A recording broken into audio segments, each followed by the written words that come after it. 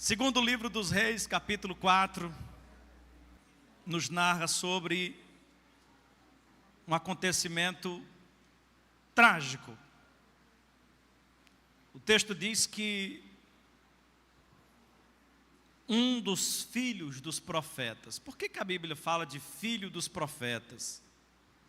Porque desde Elias havia em Israel uma espécie de escola dos profetas, aonde os profetas mais velhos, mais experientes, se reuniam com os profetas mais novos para transmitir a eles instruções.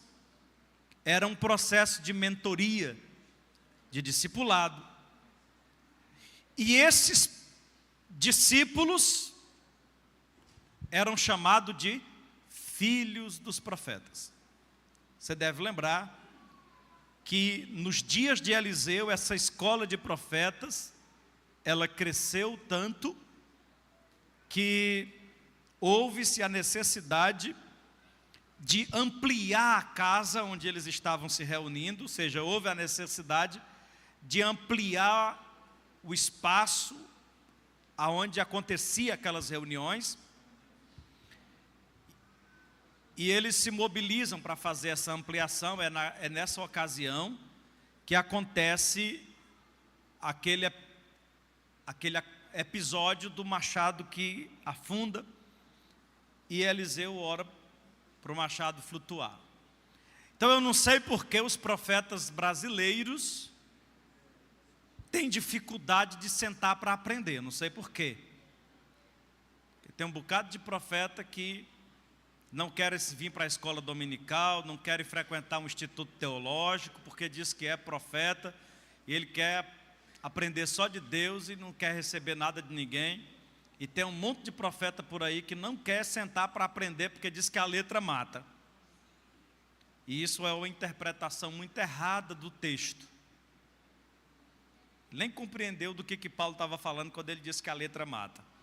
Enfim, o que nós temos aqui é que os profetas sentavam para aprender. Você pode dizer comigo? Diga assim comigo: profeta. Está fraco, diga profeta. Também tem que aprender. E lá na escola onde Eliseu era o professor, quem me ouve diga amém. Um dos alunos de Eliseu morreu e deixou a mulher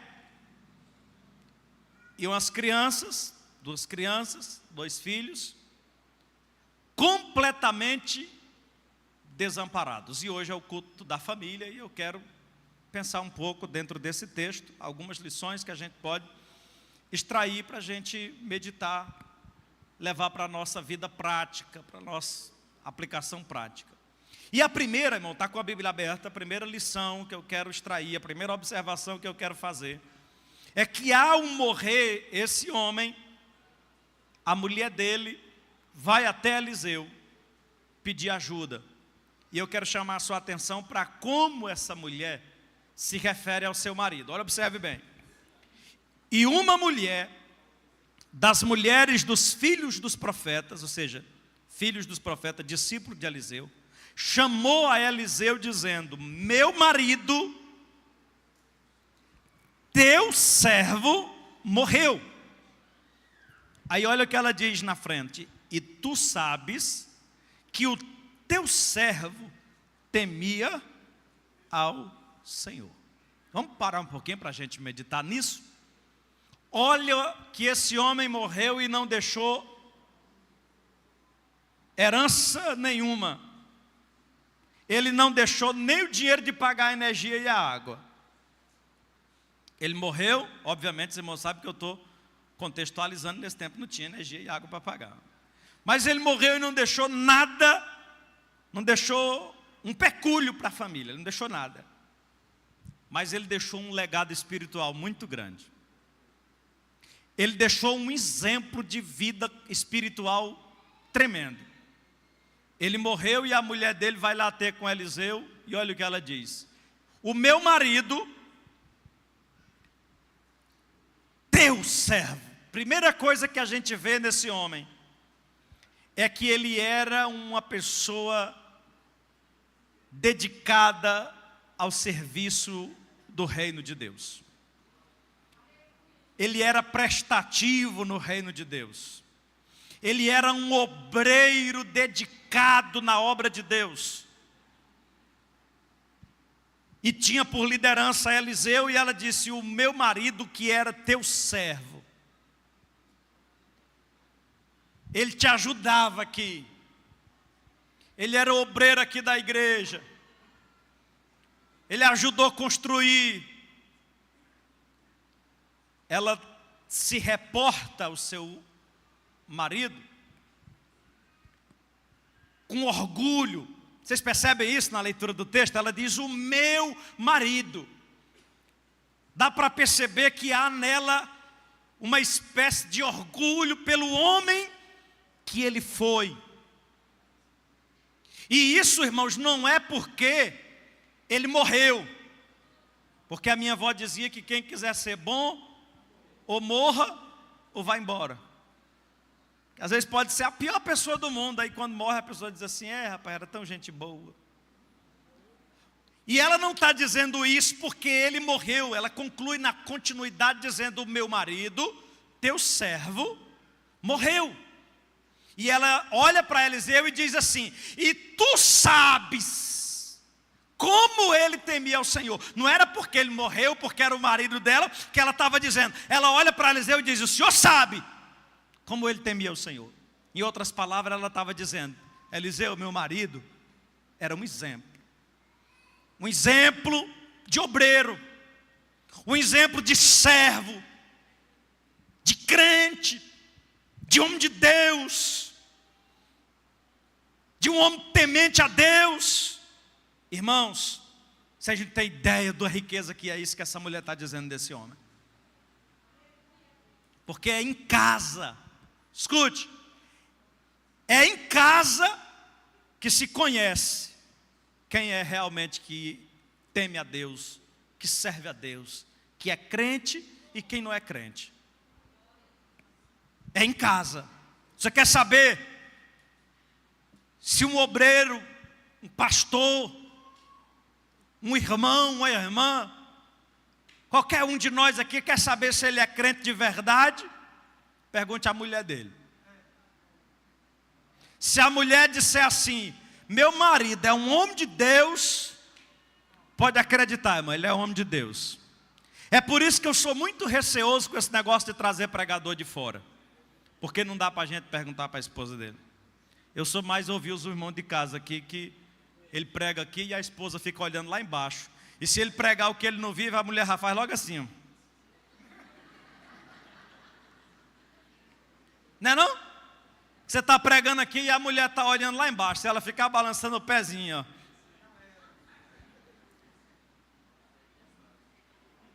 Mas esse irmão aqui, ele era crente. A mulher chegou lá e disse: Eliseu, tu sabe que meu marido era crente. Oh, irmão, que riqueza. Que herança. Que herança esse homem deixou de exemplo para a sua família. E nesse culto da família, irmãos, eu não tenho muito tempo para esticar muito, mas eu queria fazer uma pergunta, mas não responda. Quem é você dentro da sua casa? Qual é o exemplo? Qual é o legado? Tem uma menina que a gente transporta, não vou dizer o nome dela, porque vai que depois alguém escuta esse culto, né? Tem uma menina que a gente transporta, que anda com a gente.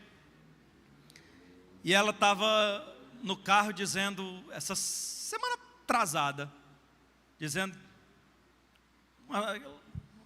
fazendo um desabafo lá em relação a uma amiguinha dela lá, e ela disse, estava desejando a morte da amiga.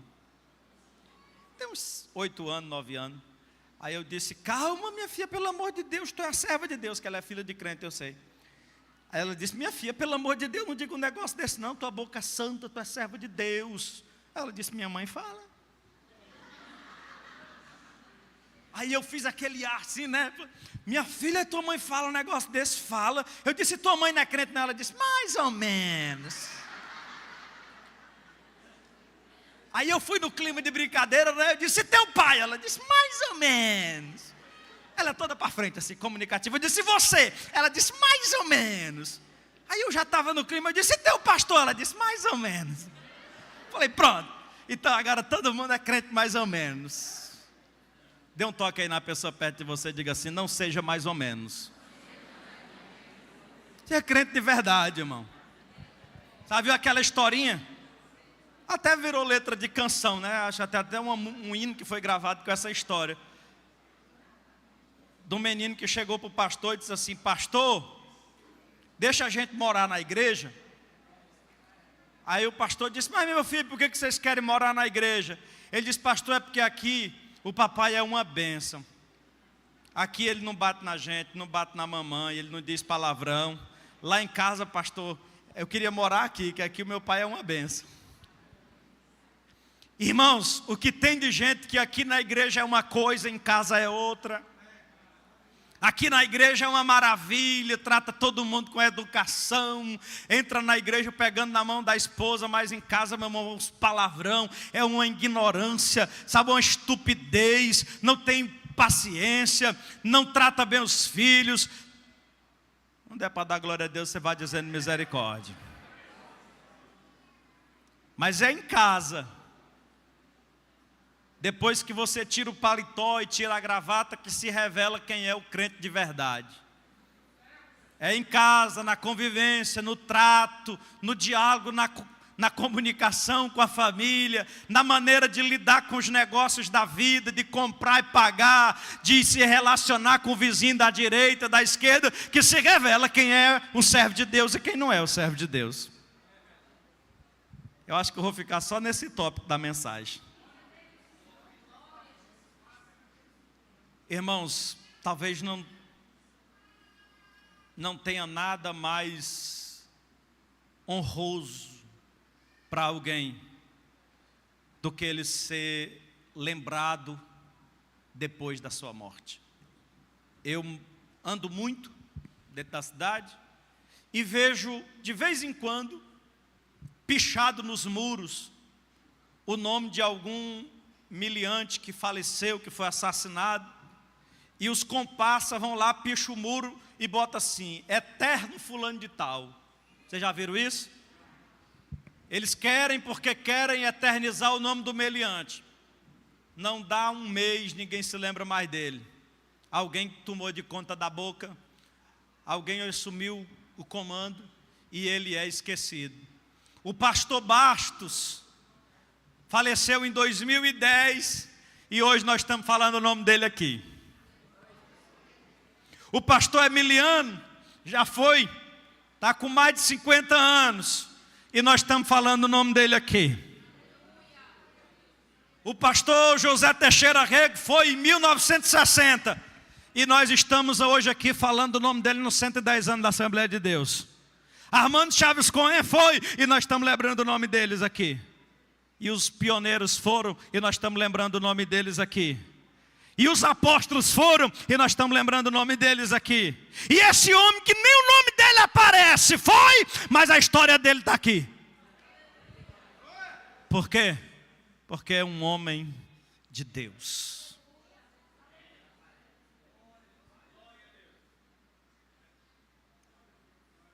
Quem entendeu até aqui, diga glória a Deus. E eu vou fazer uma pergunta para mim pular para o próximo tópico. O que é que vão dizer da gente quando a gente partir? Quais são as lembranças?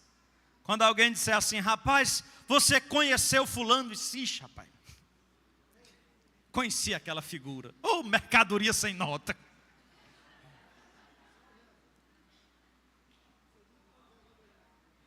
Aquilo, rapaz, ficou me devendo um dinheiro, que Deus o tenha.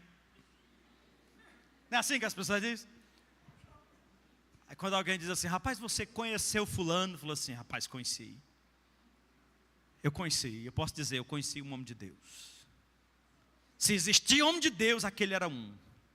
Se existia mulher de Deus, aquela era um. Oh, saudade.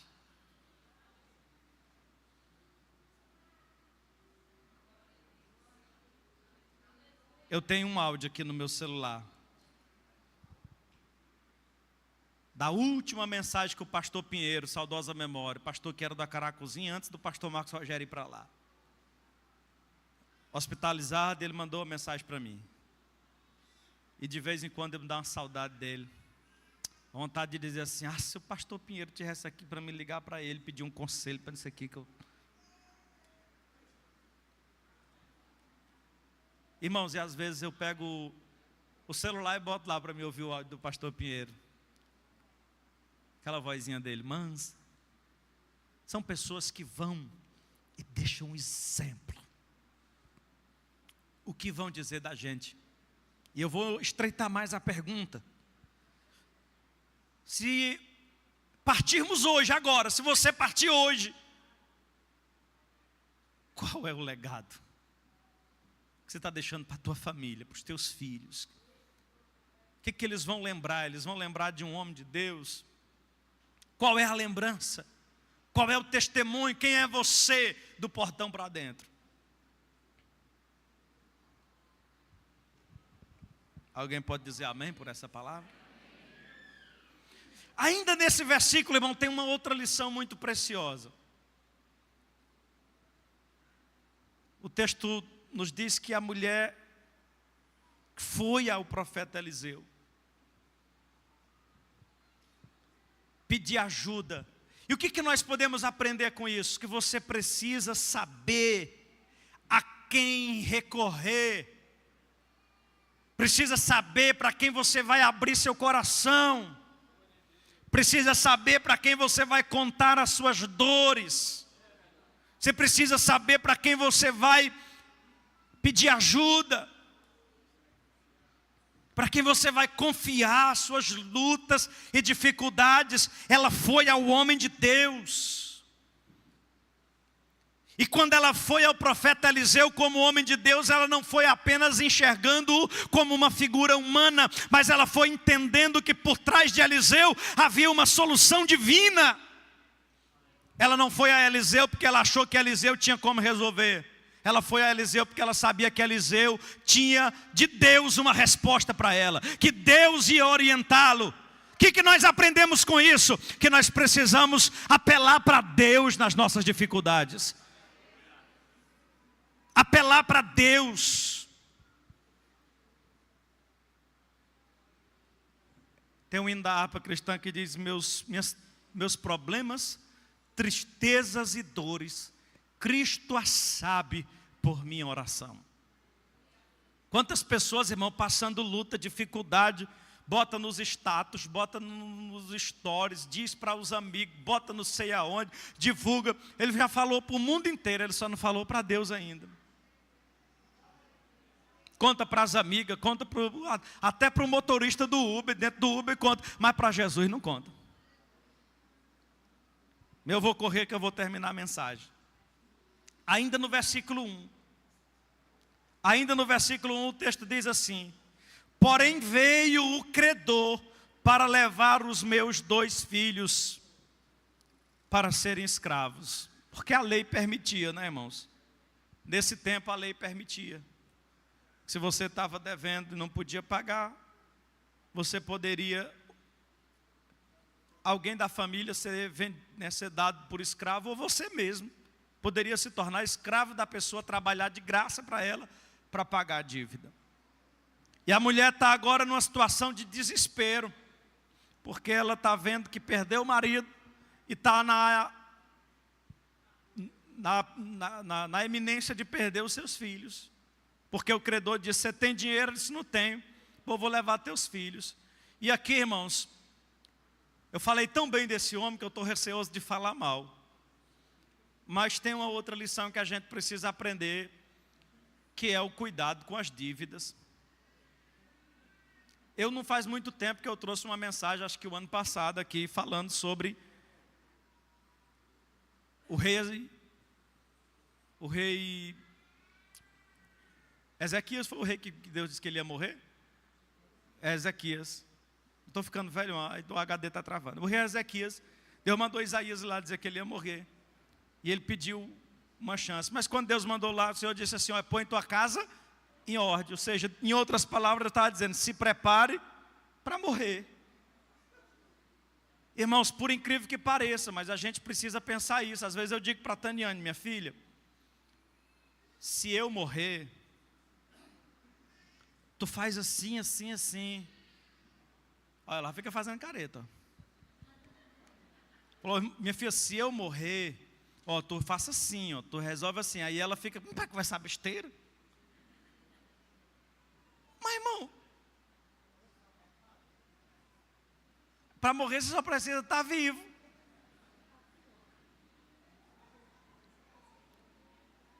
Todos nós corremos o risco de morrer. E tem gente que inventa de morrer e não diz para ninguém. Nem onde é que está. Nem a senha do cartão, né, Sibeli? Se bem que nem pode, né? Mas pior do que, irmãos, não preparar é deixar uma dívida, deixar a família endividada, deixar a família numa situação difícil.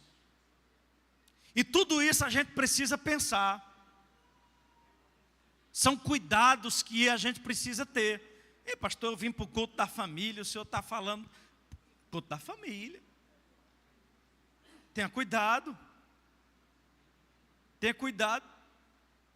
Porque tem gente que ganha um salário e já comprometeu 2.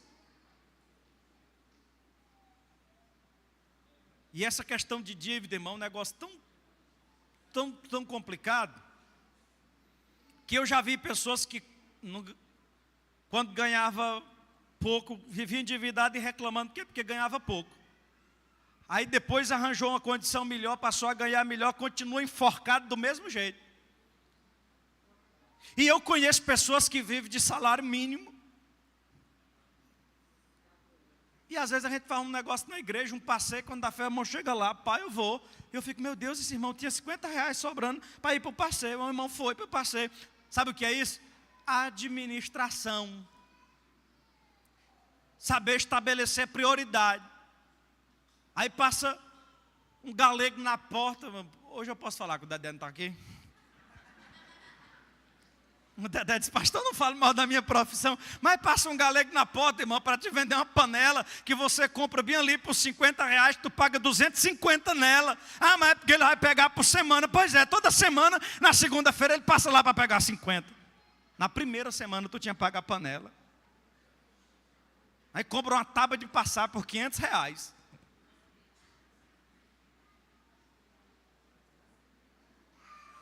E o perigo dos cartão.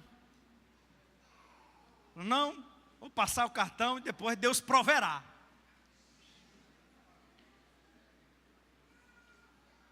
Vou passar o cartão e depois a gente vai orar. Diga comigo, é sério. Bom, estou caminhando para o encerramento. Vamos correndo aí, o versículo 2 diz assim: e Eliseu disse, o que eu hei de fazer, irmão? Porque tem umas coisas, irmão Luciano, que vem para a liderança, que a gente olha assim e diz assim, e eu faço o quê? Pastor, o senhor tem que me ajudar. Falou, o que foi, minha filha? Meu marido morreu, deixou uma dívida e vão levar meus filhos. Eliseu olhou e disse, e o que eu hei de fazer? Aí tem umas coisas assim, Juarez, que o cabelo chega e diz, pastor, o senhor tem que resolver. Falou, mas na hora de comprar fiado do cartão, você nem me perguntou se podia. É igual aquele jovem que arranja uma namorada, aí alguém diz assim, tu já contou para o pastor? Falou assim, não, pastor, não tem nada a ver com a minha vida. É minha. Aí tem uns que casam, o pastor nem sabe. Fica sabendo, casou. Amém, irmão, glória a Deus, Deus abençoe. Aí, às vezes, lá na frente, arranja um problema, aí vem, pastor, me ajude, o senhor tem que me ajudar, eu sou o pastor da igreja. Falou, mas eu também era pastor quando você resolveu casar e não me disse nada. Quando você não pediu nem um conselho, quando você achou que eu não podia nem dar uma opinião na sua vida, agora você quer que eu resolva teu bucho. Valeu pelos glória a Deus.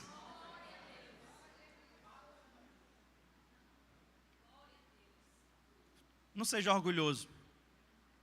Começaram a orientação, custa nada. Pastor, o que é que o senhor acha?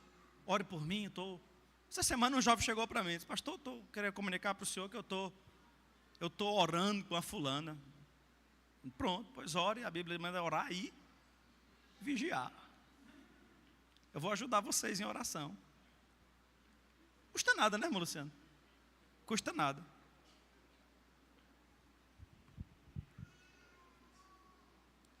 O que hei de fazer, disse o profeta. Aí o profeta diz assim, me diga uma coisa, minha filha. O que é que você tem em casa? Aí a primeira resposta dela disse, a tua serva não tem nada em casa. Aí depois ela lembrou, disse, não, tem. A tua serva tem uma botija de azeite. Pronto, era o suficiente. O que nós podemos extrair daqui, irmãos, e aprender? É que a gente precisa valorizar o que a gente tem, hein? Valorizar o que tem em casa. Foi a primeira pergunta do profeta. O profeta imaginou o seguinte, se tiver uma TV de LED de 52, eu vendo, boto no LX e vendo para ela. Eu acho que era o pensamento do Eliseu. Eu vou botar. Se tem uma bicicleta para vender, tem uma TV, alguma coisa, vamos vender e pagar a dívida. Sabe por quê, irmãos? Porque tem gente que é assim, ele está devendo, mas nem vendeu uma coisa para pagar. Ele, não, eu estou devendo. Estou devendo e não nego. O profeta, olha a lição que ele está dizendo. O que você tem em casa? Não, pastor, lá em casa tem 2 carros, mas é porque a gente precisa dos 2. Vende um. Fica só com um. Não, a gente só tem um, mas está devendo? Vende o carro. Tem um pastor amigo meu agora que vendeu o carro, ficou de pé. Ele disse, eu vou ficar de pé, mas eu vou ficar em paz. Amém, meu irmão? Vende o carro. Na pandemia, eu vi aquela dublozinha, os irmãos conheceram. A Taniane gostava demais da dublô. De um dia desse a gente encontrou ela. Lá na Pajuçara, a Taniane chorou. Estou falando demais, não estou, amor? Irmão, hoje, vocês orem por mim. Ore por mim que eu acho que hoje eu vou ficar sem meu cuscuz mais tarde.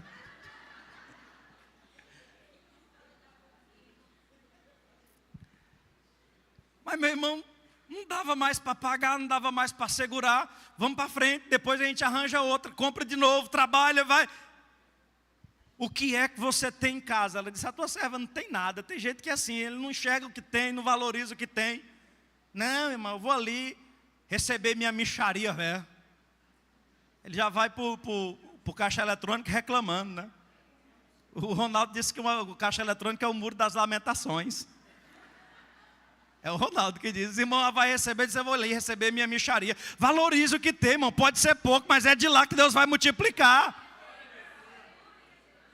Pastor, só tem essa bicicleta velha. Pois passe um bombrilzinho no ar, deixa bem limpinho, irmão, limpa os raios, ajeita, bota tamanca de freio, bota uma luzinha, deixa ela bem bonitinha, que você tem ela, então valoriza o que você tem. Não, pastor, só tem uma mobilete. Pô, ajeite ela, deixa ela bem bonitinha, até para vender é mais fácil. Valorize o que você tem. Eu lembro de uma frase que tinha não sei se era do Bradesco, era do Itaú, uns anos atrás tinha uma frase de um desses 2 bancos que dizia assim, feliz não é quem tem tudo que quer, feliz é quem quer tudo que tem. Dá para compreender o trocadilho? Eu não tenho tudo que eu quero, mas eu quero tudo que eu tenho. Só tenho uma bicicleta? Pois eu quero ela, é minha, eu vou valorizar o que eu tenho. O que é que você tem em casa?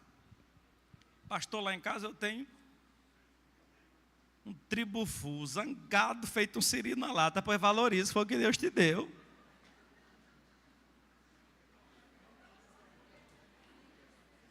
É de lá que saiu o milagre, diga amém. Mas hoje eu estou falando demais, meu tempo acabou. A banda pode vir para cá. Quem aguenta mais 1 minuto de mensagem, diga amém. Aí o profeta Eliseu diz assim, pois vai para casa e pede vasilhas emprestado.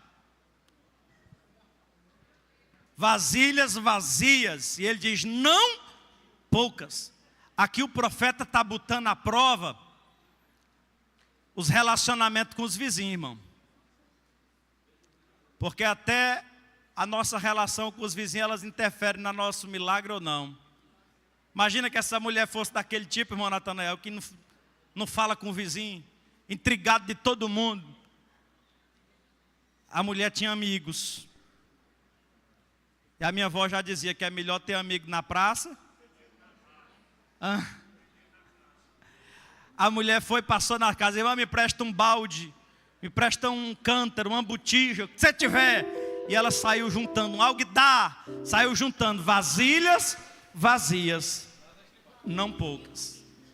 Mas eu quero terminar dizendo para os irmãos uma outra lição que é muito preciosa. O profeta disse, você vai para a tua casa, feche a porta sobre ti e sobre os teus filhos. Irmãos, nós precisamos aprender, gerar o nosso milagre com a porta fechada. Tem gente, irmão, que acha que o milagre está no profeta.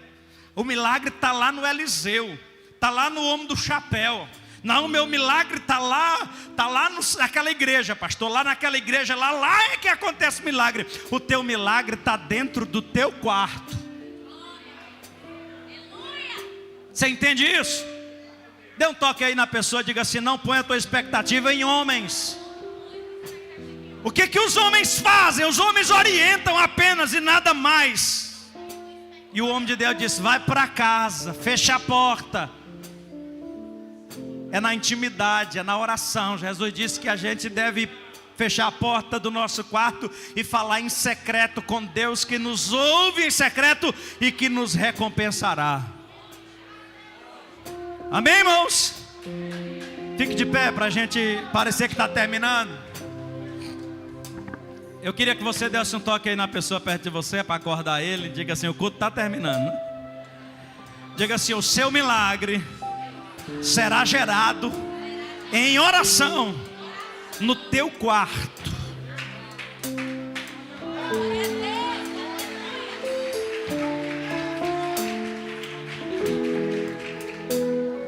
Aí a mulher começou dizendo, menino, traz uma vasilha. Aí botou a vasilhazinha lá e ela pegou a vasilhazinha de azeite, aí virou. E ela olhava vendo na hora o azeite acabar, mas não acabava. E o azeite foi descendo, encheu a primeira, ela disse, traga outra. Aí botou na outra. Aí a fé começou a aumentar. Encheu, ela disse, traz outra. Aí o texto diz que ela foi enchendo até quando a mulher disse para o menino, traga mais uma. Aí ele gritou, não tem mais. Aí o texto não diz que o azeite acabou. O texto diz que o azeite parou. Porque o milagre não acaba. Ele vai vir na medida certa. Levante a mão e diga assim, o milagre de Deus vem na medida certa.